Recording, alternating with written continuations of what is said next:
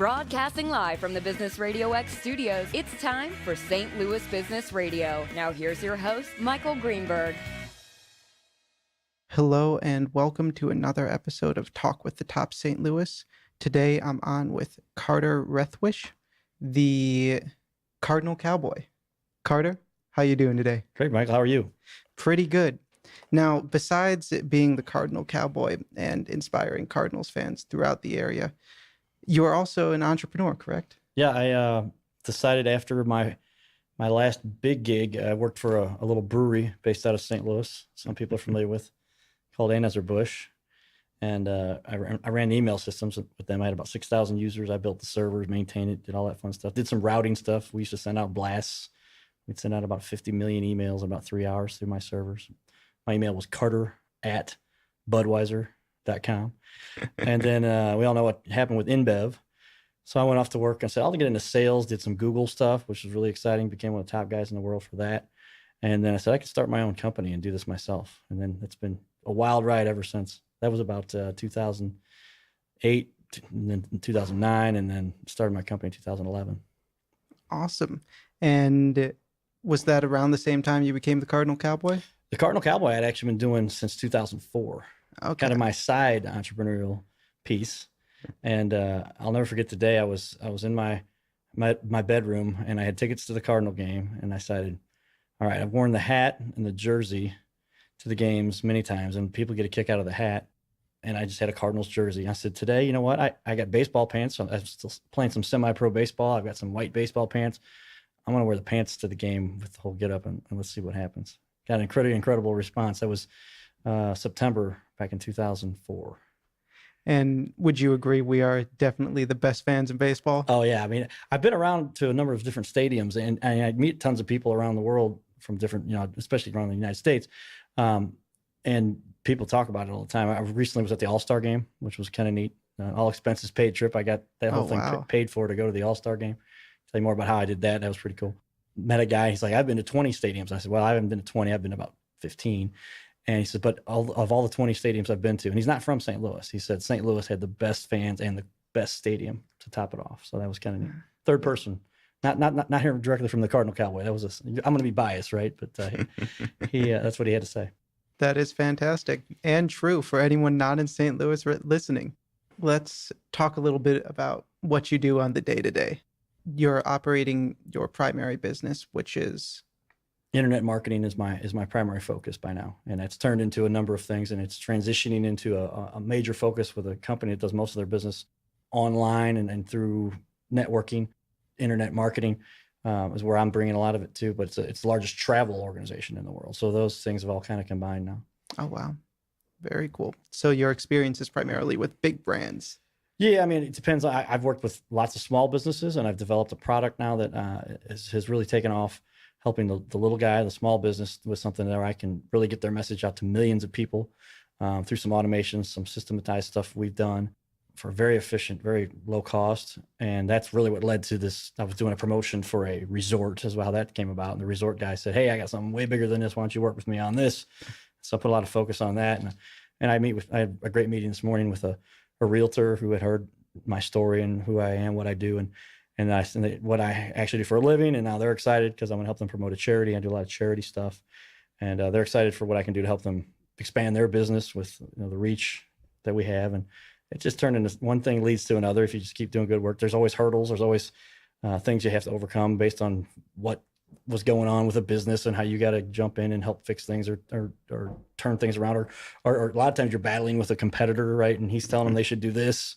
And I just always stay on, here's what I know works. This was proven. I'm not here to make a bunch of money. I'm here to just, if I give you something that is effective, the money will come, right? I don't have to worry about that. And so I run into some salesmen. They're so worried about the sale, they forget about the product, right? And so I think if you just do what's right, things work out for you.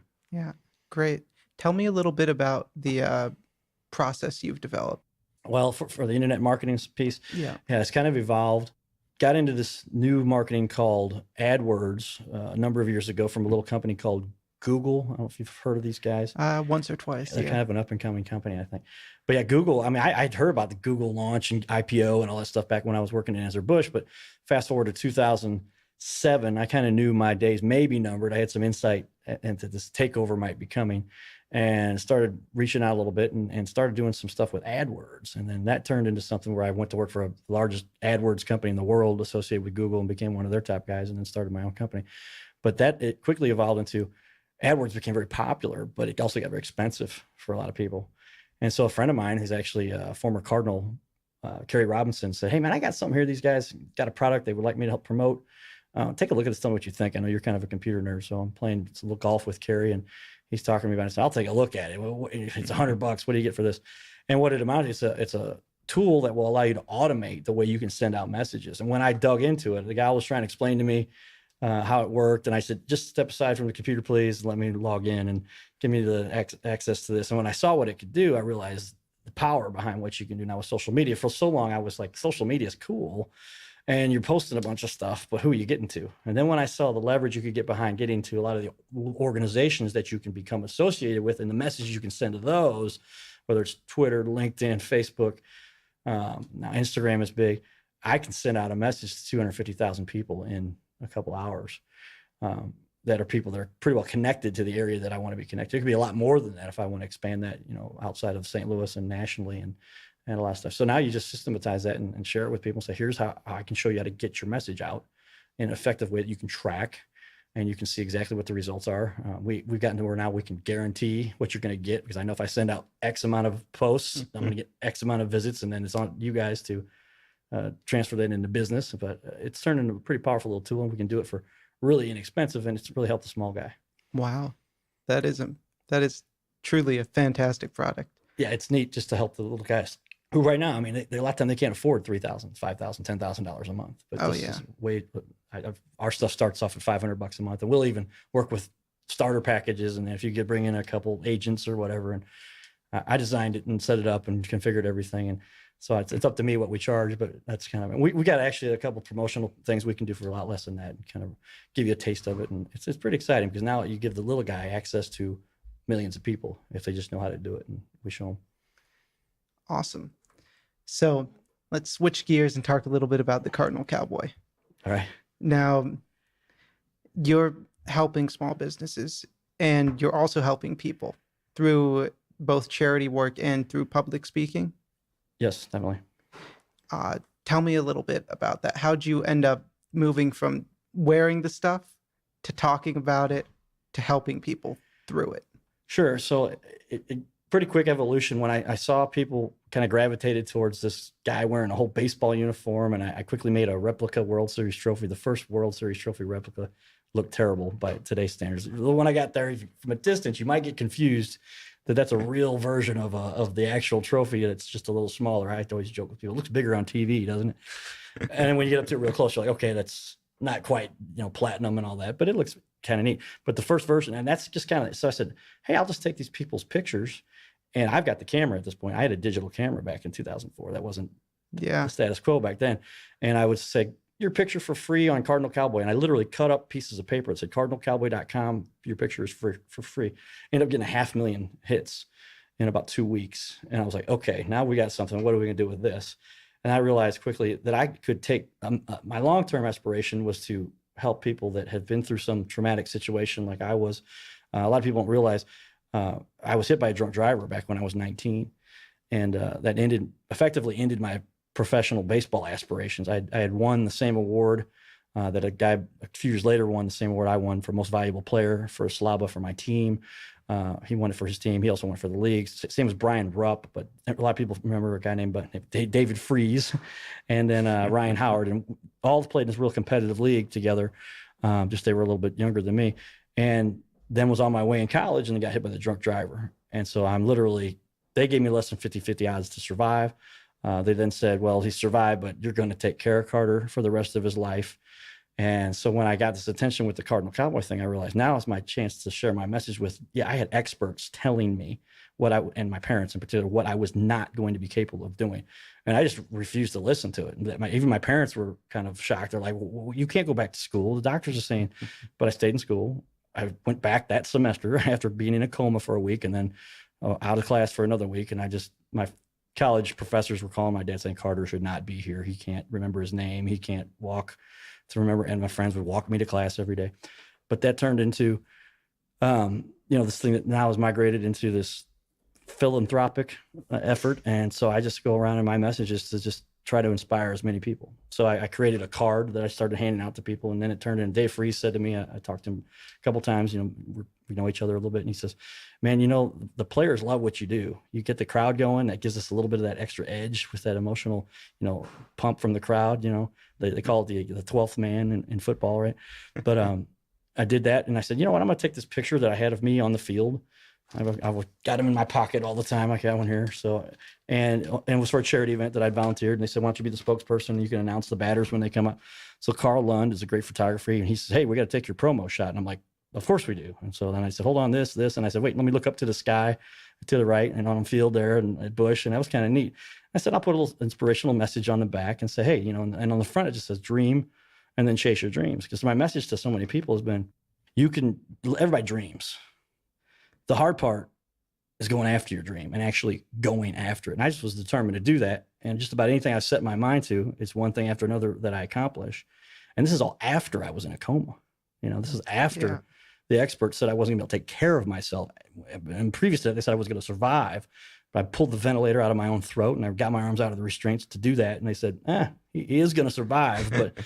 And so I just said, and then I've gotten a little award for, helping youth sports. I got nominated and I didn't know exactly what the organization, but Bob Embigem organization, charity, said you were nominated and we selected you to win this award for helping youth sports in the area. And they said, by the way, last year we gave it to Jackie Joyner Kersey. And I was like, oh, okay. So this is kind of serious. And with that, I decided, all right, I'm going to research the real background on my coma and what I overcame and the odds and everything. And I thought I was like, a lot of people go into comas, not many, but fair amount of people do go in comas every year. And most of those people do a full recovery. And I found out the truth is that depending on how long you're in a coma, the odds are very much stacked against you. And especially in my case with head trauma, frontal lobe, executive skills damage, the odds of me making a full recovery were very, very slim. I didn't know that back when this all happened, right? Thank God nobody allowed me to believe that for long or have that kind of information. And I just kept going and never stopped. And so that's my message to everybody. I was in a coma with doctors saying I was never going to be able to take care of myself and wasn't supposed to survive, much less before that. You're capable of doing anything you set your mind to.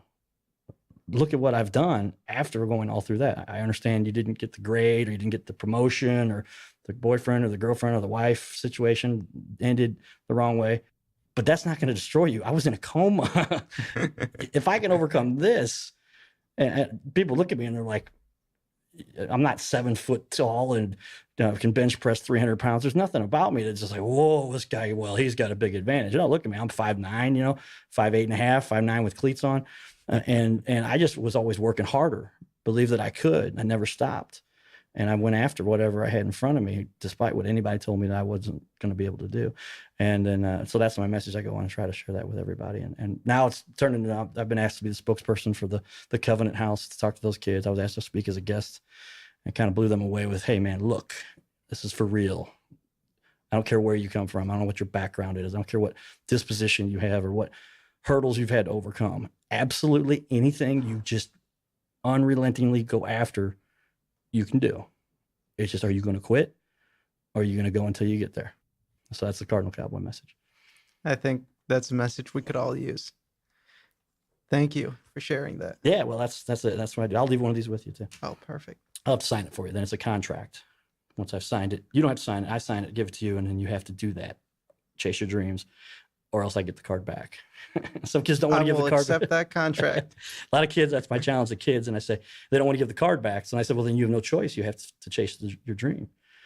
Unless, and then, if they happen to not be able to find the card, then they can't give it back either. So then it's on them for the rest of their life. They've got to do what it says. That's the message. Yeah.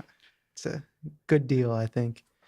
So with the Cardinal Cowboy, you're obviously some sort of master marketer behind the scenes, getting 500,000 hits in 2 weeks and developing this entire brand and inspiring so many people. What is the secret sauce that has allowed you? Is it just that unrelenting determination? Yeah, I mean, I think the biggest thing, and I kind of outline this for people when I give speeches and I go to organizations and talk about what it is and how do you do this. And the biggest thing, and this is where the dream and then chase your dreams is a polite way of saying dream and then get off your butt and do something. Because the biggest hurdle for anybody, first step for anything, right? Getting started. And people talk about it, they think about it, they complain about what their situation is, they moan about, they look at the hurdles they've got, and then they never do anything. But the truth is, once they get off their butt to go do something, then they're gonna realize, wow, I got a lot further than I thought. Yeah, sure, this didn't work out the way I intended, but I learned something by doing that, and now I can do it better. And then it just propels itself. And so then it's a matter of, okay, now you've started, don't stop. And that's just never, ever stop. And if you get something, that you're excited about, it's your passion. That's why it's important to follow your passion. You won't quit. And sure, there's gonna be hurdles. Ran into a hurdle the other day and I was just kind of, what just happened? And hey, but immediately it landed into something much bigger for me. And it's just like, that just constantly happens. But if I've never been out there to do these things, I haven't put myself in front of these people, haven't been in put myself in these types of opportunities, none of it happens, right? And so the key to it is getting started and then just go after it relentlessly and it will guide you. It's an automated system that when this doesn't work, it points you somewhere else that will. And it gives you a better insight towards something that is better for you. And you end up progressing through life that way. And so many people then want to jump on board and help out and be part of something like that. And then it just propels itself and it will never stop. And just most people never take the effort to do that much. And if they would, and look at me, there's nothing special about me other than I just didn't take no for an answer and I didn't give up. Fantastic. So how can people get involved with your message and help spread it further? Yeah, historically, it would be just to invite the Cardinal Cowboy to come speak at an event or charity or show up and make appearance. Or I'm kind of like Fred Bird. I see Fred Bird about every other event. Sometimes I'm there, he's not. Sometimes he's there. And he goes to a lot of events, and I just try to keep that within my schedule. But wherever you would need me to show up, I'll go do that. And by now, this organization I'm working with now, it's like the fitting piece. It's just what I'm talking about. I've got this, and I'm working, and I got my business going. And then this opportunity runs in front of me, and it's just like, whoa. And it's something I'm working on to literally change the lives of families. And now we help families spend more quality time together and do more to visit and be with each other and enjoy life together. And it's an organization that I work with, and anybody wants to be involved with it, reach out to the Cardinal Cowboy and we'll bring you into it. And you literally get to change lives by doing so. So get involved with me and I will help you with that because they work with some of this organization I work with actually works with one of my favorite Boys and Girls Club. They work with, and I was already, that's when they gave me that award for the Jackie Joyner Kersey thing. They gave me $500 to give to the charity I named, and I named Boys and Girls Club. That's before I even knew these guys were involved with them. But so that's one of my favorites. They do Hug It Forward, and they build schools down in Guatemala. For the schooling system down there is not so good. The trash system is not so good either. So they pick up the trash, pack it into these bottles, and then make it into almost an impenetrable wall that they put in plaster with chicken fence, and then they make it this beautiful looking school for these kids. Wow. While they're cleaning up the community at the same time. The other big one is the Nancy Lieberman Foundation that these guys work with. So I'm in love with this organization. So I really get to help people change their lives, get together with the families, do things that are awesome, and support some awesome charities with it. And I would invite anyone to get involved with me at whatever level they want to. Just participate a little bit, or you can make a lifestyle out of it too. And that's what I'm working for right now. If they want to get involved and use your marketing system as well, where would they find you online? Yeah, so cardinalcowboy.com is the easiest way. And then my contact information is on that. But my business website for my internet marketing is iWebProfit, like make money.com. And I've got on there most any information you need. And we're a little picky about who we work with in terms of but it's really any small business. If they understand what we're doing, they like the opportunity to be able to promote themselves for pennies compared to what they would spend somewhere else, and for tangible, real results that we actually guarantee the stuff that we do. Then iWebProfit.com is geared. And like today I met with an organization and they said, hey, can you help us promote this charity event? And then we got talking about that. And naturally, what did it lead into? They said, can you do that for my business too? And so we work with both of those. Great. So I like to get a few tips for the audience, mainly small business owners, fellow entrepreneurs out there. What would you recommend when it comes to balancing that philanthropic cause with your business? Yeah, I mean, that's a tough one. I've actually had conversations with people. Maybe I do too much. Maybe I don't do enough. Maybe there's more. Maybe I should be more focused. I think you can kind of marry the two. And some people, they make a lot of the connections. Some people, it seems like they're just there because they're trying to meet people. Never let that be the means for you to be there. You want to do things because people know that your first intention is to help people. And I think I've done a pretty good job of doing that. And I'm just telling them, hey guys, here's my story. Here's what happened. What can I do to help? And then by virtue of doing that, they're going to say, so what do you do for a living? Right. And they realize my intentions are in the right place, and I'm going to do the same thing with their business. And so then it turns into business. So the two kind of work together. It's never was that intention with me, but I found that the more I do to help people, the more I end up benefiting. And like I said, I never set out, well, I hope I benefit a lot from this by helping these people. You don't go into it with that perspective. But I look back and I'm like, I met that guy who introduced me to this Super Bowl champ who I'm doing this internet marketing with. But it was all because I donated my time at this event to help some kids, That's just the way the world works. And so the more good things you do, the more good comes out of it. And it leads to good things. Not everything goes the right way. You see people who seemingly fake people out, scam them, whatever it is that seem to be succeeding at what they may be doing. And I found if you tend to follow up with those guys months or years later, they're going, oh man, it completely fell apart. It didn't work out. You didn't have your intentions were not in the right place to begin with. So I just found it. And I was fortunate to have that kind of guidance from parents who were both, my mom's a drama teacher. She taught John Goodman drama in high school here at Afton High School. She's from LA, right? From Lower Afton. But and my dad's a college admissions counselor, is finally going to retire, I think. And they always, the more people you help, the happier you are. So that's just the way I live life. And I think if most people will follow that, their heart will take them where their passion is, and their passion will lead them to something they enjoy doing. And they will, as they say, never work a day in their life, even if they're working for something that's, paying the bills, but it's not truly work to them. Yeah. I think I can say with strong positivity that everyone I know who has been wildly successful in their life and who is happy in their success echoes a similar statement. So definitely give. Now, with somebody who maybe wants to become more involved in helping charities through public speaking and through those other actions, would you say that they have to have a character or something like that, who they are, but that they outwardly brand as? I'd say the most important piece to that is they've got to have a passion.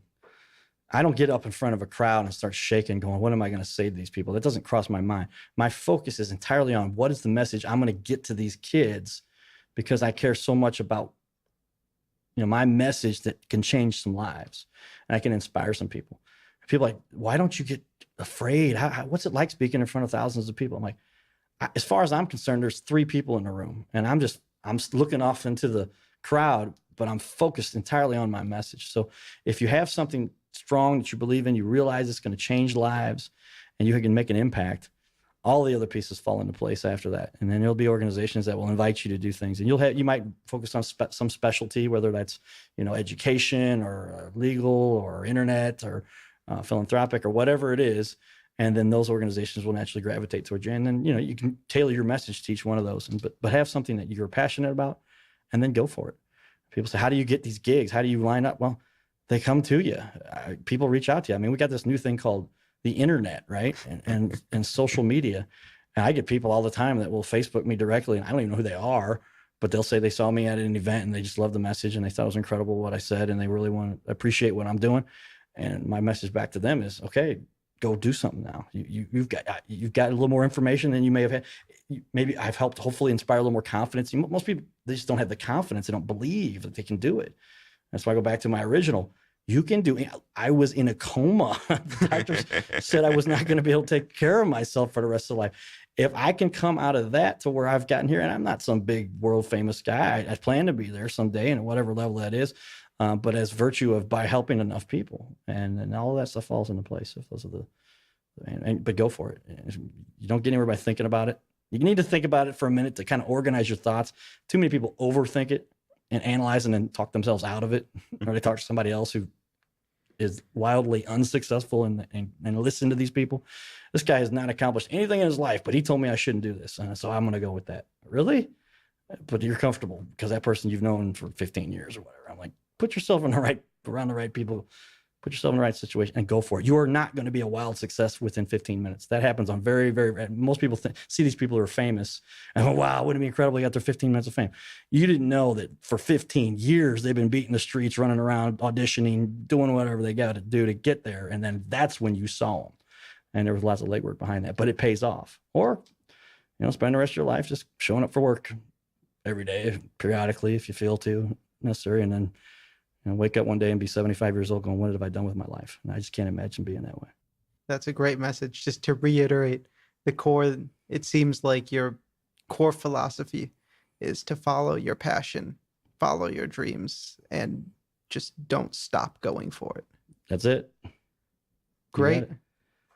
Well, I'm glad I got it down. Now I may be the next big thing in, well, whatever I choose. Well, you will be. I mean, it's just a matter of, and I talk to people about that all the time. Like, you're afraid of what you don't know is out there. And then when you get out there, you start realizing the people that do this, that's the thing it's supposed to be. I used to work as an intern at Channel 2, and I saw these guys going up on, they were the anchors and news people. And I got to see what was going on behind the scenes. I'm like, they are just as clumsy and unorganized and as not on the ball as anybody, but they had enough nerve to get up there and go do it.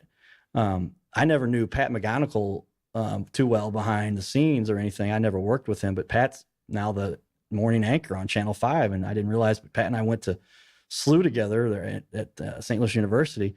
People said, hey, Pat wanted to interview this guy named the Cardinal Cowboy. He loves this message. And then we didn't realize that was you. And you guys all went to school together at SLU. But I know that Pat had to go through, I don't know his exact path to get to St. Louis, but he didn't wake up, come out of SLU and say, hey, I want to be the anchor on Channel 5 in the mornings. Can I do that? He went through the path, to go through that and learn, here's the pieces. And he recently came up to, we were at another charity event and they gave him a little award for helping, pretty awesome award actually, for helping this charity get promote and did a story on them. And so they've thanked him for that. And it's a great charity called Memory Care. Memory Care does incredible stuff, but they help people with memory issues and Alzheimer's and those kinds of things. But Pat got this award and he pulled me aside and I said, hey, we get a picture and put that on the website again. And Pat and I got another picture. He interviews me periodically, talk Cardinal stuff or whatever. And he says, hey man, I got to tell you something, but just, I never mentioned to you. And that is, there's a lot of people who want to be famous. And he summed it up with, but they just won't do what it takes. And I wondered, later on, I thought about it. I'm like, Pat, it's the same thing you've done, right? I knew him back in college, right? We went to college together. You didn't look at Pat and be like, oh, he's going to be famous someday, guaranteed. He's going to be on Channel 5. That's not the way it works. But he did what it took. And he went down to Podunk. I was an intern at Channel 2. I could have gone to Podunk, whatever little town, make $15,000 a year. I just decided not to do that. I didn't have, at that time, the path. I wasn't willing to make the sacrifice. Pat did that. Later, I went about it a different way, kind of unconventional, by running around in a baseball uniform in front of thousands of people. But at that point, my focus had changed, my perspective had changed, and I decided, hey man, I can do whatever. I just got to I'm going to go do it. And I'm not going to worry about what people think. I'm not going to worry about what people say. And I found almost anybody who says anything condescending or negative, it's because inside they're hurting. They're disappointed where they're at in life. And as they say, misery loves company. So they'll take a shot and whatever. And it's kind of, you look at those people and go, hey man, you don't have to be upset at life. You know what I mean? And try to inspire, hey, you can do anything. And it's just the case. So do what it takes, and anything you set your mind to, you can do it. Great. So I like to end on a question I ask all my guests. If you had to recommend one book to our listeners, what would it be? Oh, well, there's lots of great books out there. I'm kind of business oriented now. And business kind of then provides the means to do whatever you want to do in life, right? So Two big books, I would say, if I can give you two. You can. One is Think and Grow Rich. Well, I'm going to say Think and Grow Rich. Napoleon Hill, I believe, is the author there. And just the mentality you have to have, that's to think outside of the box, which is outside of what you've been programmed to believe all your life, and get into how the system is set up right now, what the way people are programmed to think, and they're set up in that system so that people with lots of money make a lot of money because these people are trained to do what these rich people want them to do. Yeah. Then Rich Dad, Poor Dad really changes your perspective along those lines. Robert Kiyosaki. And hey, man, here's what the rich guy does in leveraging resources, and here's what the poor guy does. And the illustration in the book was a professor, right? And not that professors are poor, but you're not going to make millions of dollars as a professor typically, unless you've come out and done something extraordinary outside of it and started your own business or whatever. And that just tells you, he pitched the two. One of us is his friend's dad, and his dad was, anyway, those two, and he just describes it to us. Rich Dad, Poor Dad. And the one most recently I read, Mark Cuban, The Sport of Business. And this is the one that really got it to me, and it kind of hits home with the same message I'm talking about, and that is, in sports, you either win or you lose, right? And if you don't win the championship, you've lost, and whatever, you got to come back the next year and start over again. But in business, you can lose, fail. Do it for years and years, trying, where most people won't. You succeed one time, and you're a millionaire. And in our system, with the way this country really inspires and tries to give the resources to people to try, and they may fail. You're not going to go to jail for these things unless you've done something wrong, or you failed, things didn't work out. You got to recoup your losses and then come back and you try again. Most people will never do that. But if you persist and keep going at it, Mark Cuban talks about it. And what did he do? I mean, look, I read his whole thing, and it's just amazing. He's just right time, right place, and a little bit luckier than some people, he'd say, but he would read the manuals for the electronic devices that nobody ever reads, right? But he knew everything about that, put himself in it. And then he tried, and then bam, he hit it, And the same thing is true for anybody. It doesn't matter if you fail 15 times. You got to succeed once. You're a millionaire. Your life is your own then. So those are the three I'd give you. Great. I think they're all great. I've read 2 out of 3. I haven't read Mark Cuban's book yet, but I will add it to my list. The other 2 I can heartily recommend as well. Absolutely. Well, great. Thanks for coming on today. And hopefully we'll be able to have you back at some time soon. Let's do it, man. Thank you, Michael. I appreciate it. Yep. Thank you. Giddy up.